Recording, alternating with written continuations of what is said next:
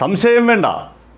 മോദിക്കും അദാനിക്കുമെതിരെ നിരന്തരം ശബ്ദിച്ചുകൊണ്ടിരുന്ന രാഹുൽ ഗാന്ധിയുടെ ശബ്ദം അടിച്ചമർത്താൻ ശ്രമിച്ചതുപോലെ, ആം ആദ്മി എം പി സഞ്ജയ് സിംഗിനെ അകത്തിട്ടതുപോലെ മഹുവ മൊയ്ത്രയെയും BJP വേട്ടയാടുക തന്നെയാണ്. അതിൻ്റെ കാരണവും മറ്റൊന്നല്ല, മോദിയെയും അദാനിയെയും കുറിച്ച്, മോദിയുടെ ഭ്രാന്തൻ ഭരണത്തെക്കുറിച്ച് നിരന്തരമായി അവർ ശബ്ദമുയർത്തി. BJPക്കാരെ ഏറ്റവും അധികം പ്രകോപിപ്പിച്ച ഒരു പ്രസംഗമുണ്ട് മഹുവ മൊയ്ത്രയുടേത് ലോക്സഭയിൽ. 2022 ഡിസംബർ 13 പാർലമെൻറ്റിൻ്റെ വർഷകാല സമ്മേളനത്തോടനുബന്ധിച്ച് നടത്തിയ പ്രസംഗം. ആ പ്രസംഗത്തിനിടയിൽ അതുവരെ രാഹുൽ ഗാന്ധിയെ പപ്പു എന്ന് വിളിച്ചാക്ഷേപിച്ചിരുന്ന BJPക്കാരുടെ മുഖത്ത് നോക്കി ചില ചോദ്യങ്ങളിലൂടെ അവർ 5 വട്ടമാണ് ചോദിച്ചത്, ആരാണ് യഥാർത്ഥ പപ്പു എന്ന്. सवाल ये नहीं है कि बस्तियां किसने जलाई, सवाल यही है कि पागल के हाथ में माचिस किसने दी. This is a question that India needs to answer. And the ruling party coined the term pappu. You use it to denigrate, to signify extreme incompetence. Let me use the next few minutes to point out what the data, the statistics tell us as to who the actual pappu really is. Of a healthy tax environment, who's the pappu now? What is this level of incompetence? Who's the pappu now? Ruling party could not hold on to his own home state. Who's the pappu now? Moral clarity to call out right from wrong. Who's the pappu now? ഒരു ഭ്രാന്തൻ ഭരണാധികാരിയുടെ കയ്യിൽ തീപ്പെട്ടിക്കൊള്ളി കൊടുത്തു വച്ചിരിക്കുന്ന അവസ്ഥ, അതാരാണ് ആ തീപ്പെട്ടിക്കൊള്ളി കൊടുത്തത് എന്ന ചോദ്യമാണ് രാജ്യം ചോദിക്കുന്നത് എന്ന് അവർ ഉറക്കെ ചോദിച്ചു. ആ ചോദ്യം, ആ പ്രസംഗം BJPയുടെ ഉറക്കം കെടുത്തി. മഹുവയെ കൊടുക്കാനുള്ള ഒരു അവസരത്തിന് വേണ്ടി കാത്തിരുന്നു. ഇപ്പോൾ അതവർ നേടിയെടുത്തിരിക്കുന്നു, വേട്ടയാടൽ ആരംഭിച്ചിരിക്കുന്നു. അതുകൊണ്ടാണ് ഇപ്പോൾ ഹിരണന്താനി ഗ്രൂപ്പിനെ ഉപയോഗിച്ച് മഹുവ മൊയ്ത്രയെ വേട്ടയാടാനുള്ള ഒരു അവസരം ലഭിക്കുമ്പോൾ അതവർ പ്രയോജനപ്പെടുത്തുന്നത്.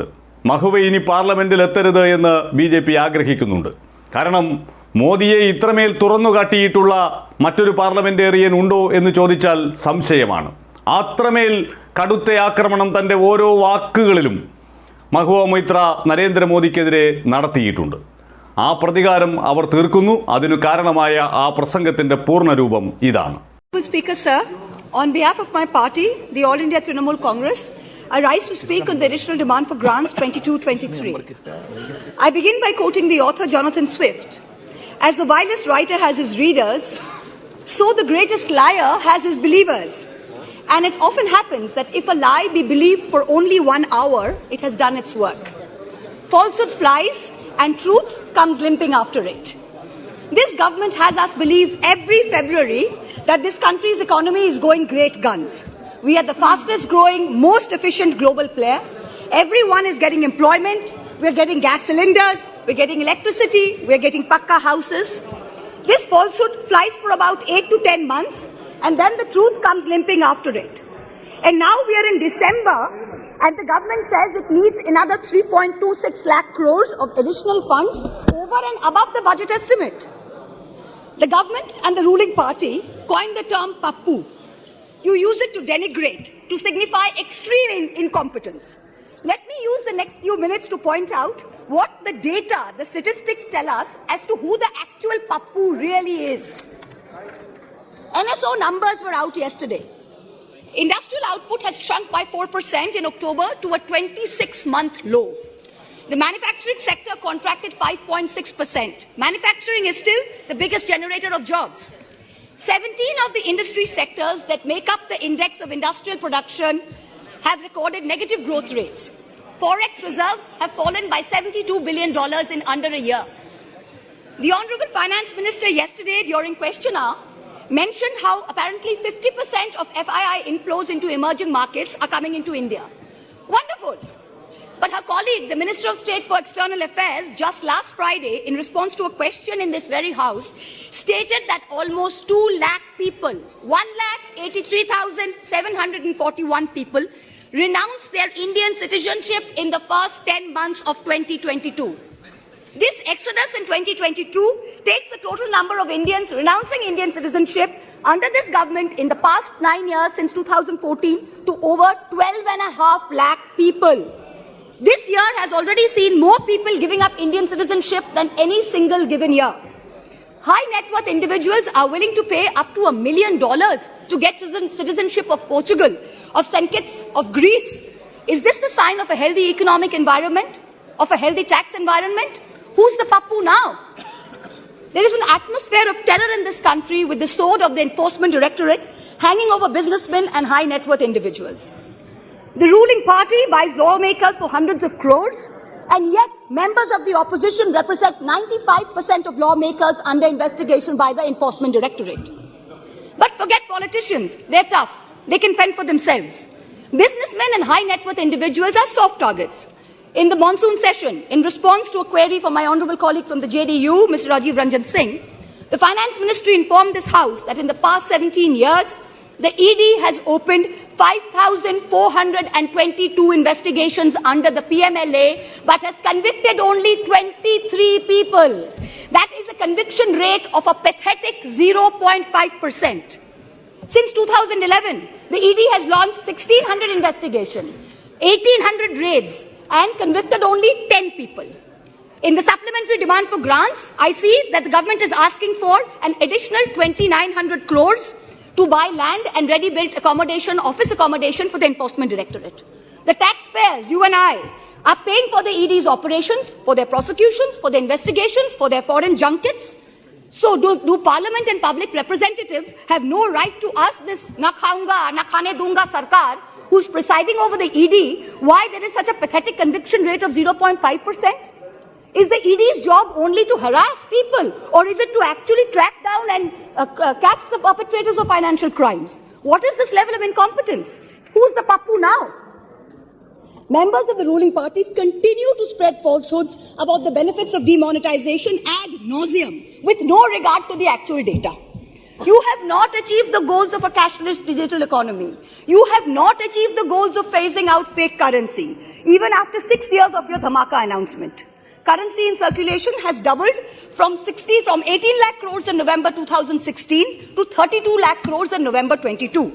Cash management company CMS's cash index for ATM hit an all-time high this Diwali. Cash is still king. Demonetization did not achieve any of the 3 targets. Who's the pappu now? I've been reviewing the demand for additional grants, and there are various items in it that are shocking. From a total subsidy request of 1,09,000 crores in March, the Department of Fertilizers has asked for an equal amount in the supplementary request. Just urea alone is accounting for 86,000 crores. Phosphorus and potassium are controlled because they are nutrient-based subsidies. What is this government doing to stem the overuse of urea, which is killing the soil, killing productivity, and killing our health? What the soil needs is balanced use of fertilizers. Bengal has been promoting a balanced fertilizer blend of major fertilizers. And now we are suffering because the centre is starving us of the most popular mix of NPK, which is the basal application for potato. During November 22, Bengal asked for a certain amount, and only 33% of our demand for balanced fertilizers was met by the centre. Most of the urea-based subsidy is going to GAIL, because GAIL supplies the maximum gas to the fertilizer sector. When are we going to see the much-promised reform and competition in this natural gas sector? When are we going to see the promised transmission system operator, the unbundling of GAIL? Is the government hiding and protecting GAIL under the garb of providing urea subsidies to people? Nearly 2,000 crores supplementary demand is for large industry, whereas only 233 crores is for the MSME sector. But the MSME sector accounts for 90% of jobs in the industrial sector. These are very distorted priorities. About 45,000 crores demand is for Manrega and other rural employment schemes. This is far too little, far too late. The rural sector accounts for nearly 2/3 of employment in this country. Field reports suggest that only a very small fraction of rural households are getting Manrega jobs. That too not more than 30 to 40 days instead of the assured 100 days. That too there's a 3 to 4 week lag in wage payment simply because there is inadequate allocation of funds. There is also no supplementary demand for subsidized food delivery under PDS. There is an overall anti-poor bias in the supplementary demand for grants. BSNL is being provided, this is very interesting, BSNL is being provided a viability gap funding of 18,000 crores for rural wireline operations. Prima facie, I don't have a problem with this. But if the government of India wants to keep giving BSNL viability gap funding, it is also giving it free spectrum worth 30,000 crores. Then why not make BSNL free roaming rural for everybody? If I'm not a BSNL user, I'm an Airtel user. I am paying for BSNL's free spectrum. It is not only BSNL subscribers who are paying for it. So if Airtel has poor network in a rural area, why can my phone not latch on to BSNL? Taxpayers are paying for this. Make it free for all in rural areas. The supplementary demand for grants will amount to an additional expenditure of about 4.36 lakh crores. This is going to raise the fiscal deficit above the target that you mentioned in the budget. So what is the government's additional revenue mobilization measures, especially non-tax revenue, that is going to make up the additional expenditure so we stay within the fiscal demand targets, fiscal deficit target? The Honorable Finance Minister yesterday stood in this House and she likened us, the opposition, to Videsh ka dushman. And she said, we have Jalan ka bhavna at India's growth.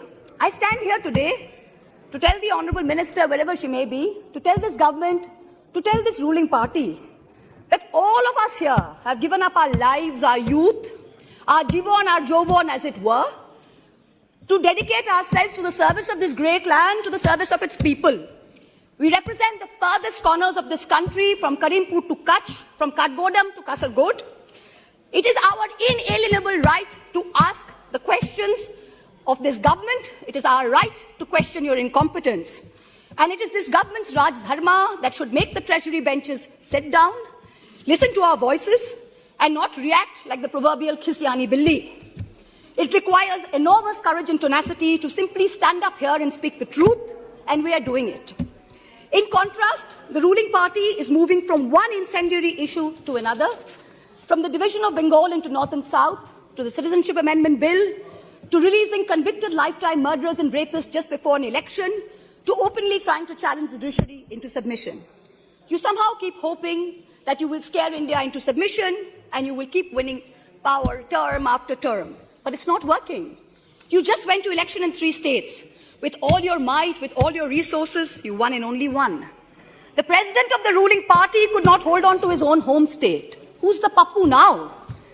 A certain honorable MP from the treasury benches, who's given to trespassing in high security zones, who goads us all with equal measure of falsehood and fake bravado, yesterday took cheap pot shots at my state, the state of Bengal, with false claims of diversion of Manrega funds.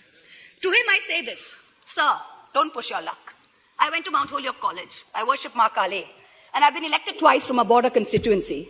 In your lingo, I say to you, and this is not unparliamentary, don't take panga.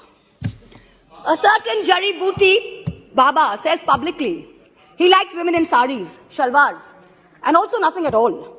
In the presence of the wife of a deputy chief minister of the ruling party, hand on heart, ask yourselves, had any opposition leader said anything remotely similar, you would have been baying for their blood. The ruling party does not denounce it. There is no outrage. A convicted murderer and rapist is publicly giving sermons while out on parole, and leaders of the ruling party are listening to it. You do not have the moral clarity to call out right from wrong. Who's the pappu now? People tell me to keep quiet, to make peace in the name of soft Hindutva. I am Hindu, but I refuse to play soft anything. What this country needs is an elected government which plays hard morality, hard legality, and hard economics. No soft anything. I urge this government and the finance minister to take control of the economy. And I urge the people of India to take control over who they give the reins of this country to. सवाल ये नहीं है कि बस्तियां किसने जलाई, सवाल यही है कि पागल के हाथ में माचिस किसने दी. This is a question that India needs to answer. Thank you very much. Jai Hind.